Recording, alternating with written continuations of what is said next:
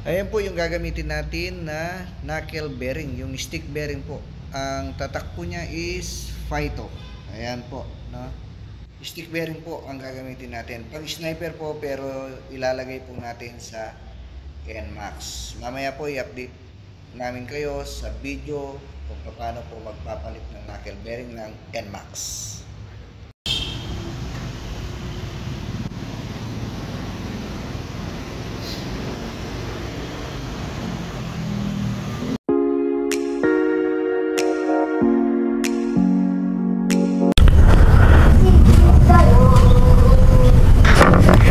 Ayan po, magandang araw po, no? Ang gagamitin po natin ngayon ay NMAX.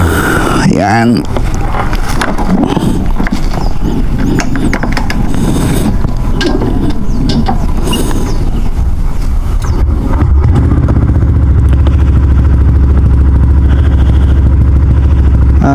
Medyo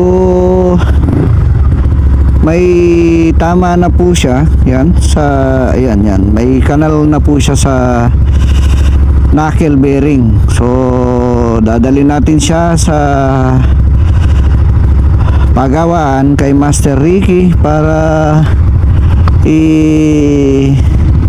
papalit po natin yung kanyang knuckle. Yung po gagamitin natin knuckle, no, Phyto. Phyto po siya,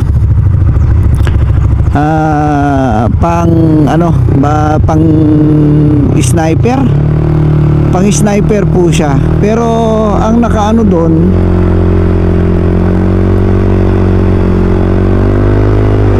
yung parang nagagamit lang yata yung pang sniper na yon sa mga version 2 na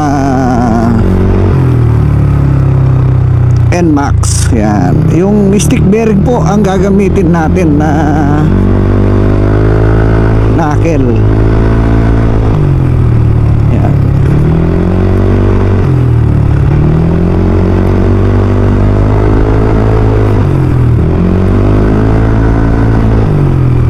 Tapos titingnan natin po natin mamaya kung ano yung medyo problema niya. Pagka ano po, pa comment po sa baba, ano, pagka mabagal ka, medyo parang ano, yung sumasayo yung gulong niya sa harapan. Ramdam ko yun, pero ano lang naman, konting-konti lang, no?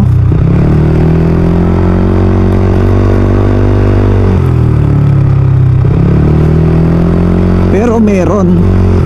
Tinitingnan naman namin yung ano, yung gulong niya. Wala naman siya yung, di ba usually pagka ganon, makikita mo meron siyang hindi pantay na pudpod. Kaya kung minsan pag mabagal ka, paalon-alon po siya. So tiningnan naman namin, okay naman yung pudpod ng gulong niya. So hindi namin ma-identify kung saan nagagaling yung ano, ba't ganun siya, yung parang, alam mo yung parang ano, malambot yung ano, yung gulong mo, yung parang ganun siya. Mamaya titingnan namin yung bearing niya, kung paano po yung bearing niya.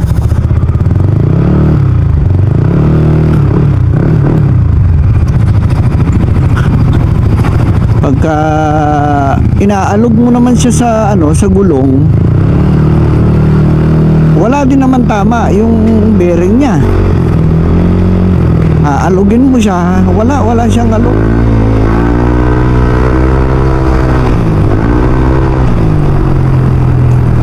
Napakalakas po nito, no?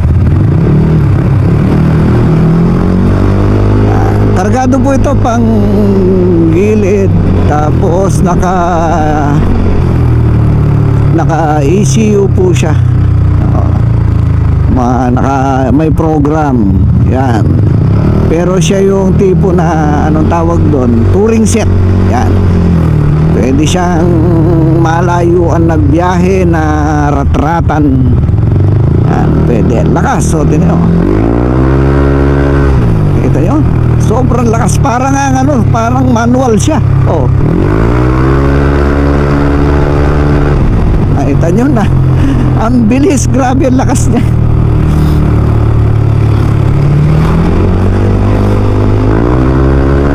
Oo.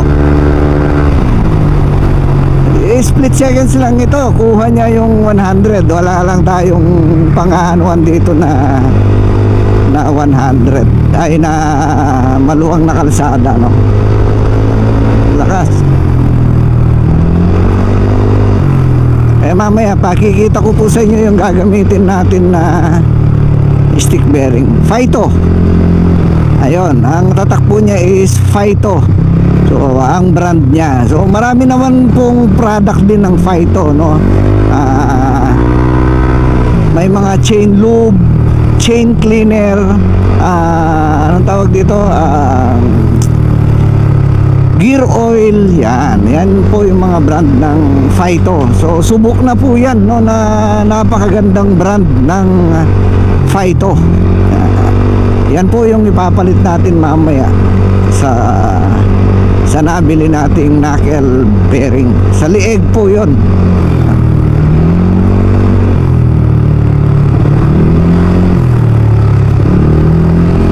Dapat mapansuri tayo sa mga motor natin, no? Alam nyo yung knuckle bearing, parang ano yan, isa sa mga major parts ng motor na napaka-delikado po sa isang rider, no? Parang halimbawa kung di kadena naman ito, yung kadena sprocket niya, yan. Tapos yung gulong po natin, baka biglang sumabog. Sa sprocket naman baka biglang ay kadena, biglang maputol, mag-lock yung ano mo. Yan. Katulad po nito yung knuckle bearing niya. Yung iba may tama na hindi po nila pansin. Pagka lumala po yun, buti sana kung lumala lang siya na lalaki ang gastos. Yung problema po, baka mamaya habang nagda-drive kayo, maglalak siya.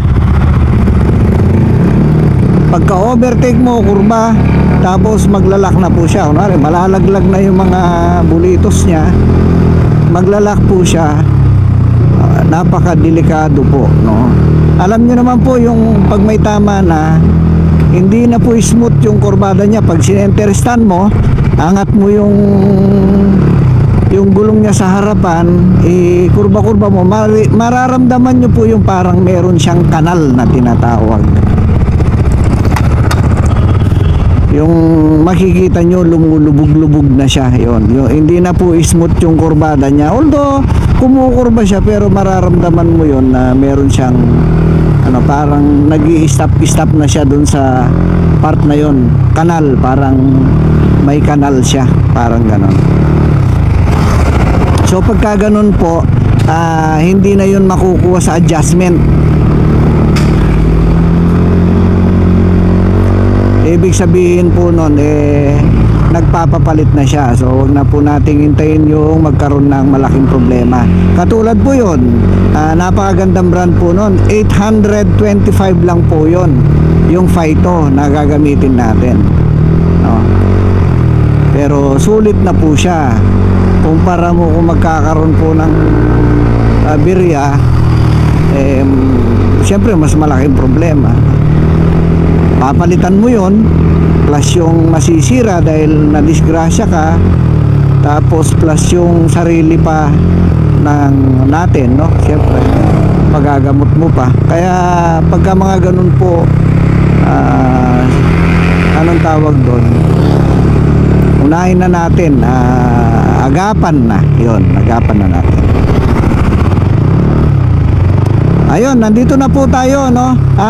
Maiksi lang po yung ano natin, pero mamaya i-update ko po kayo sa pagpalit natin ng knuckle bearing, no? Hanggang dito muna po tayo. Mamaya i-update ko po kayo. Maraming salamat po sa patuloy niyong pagsuporta. Maraming salamat sa pagsubaybay nyo. Maraming salamat po. Hanggang sa muli po. Salamat.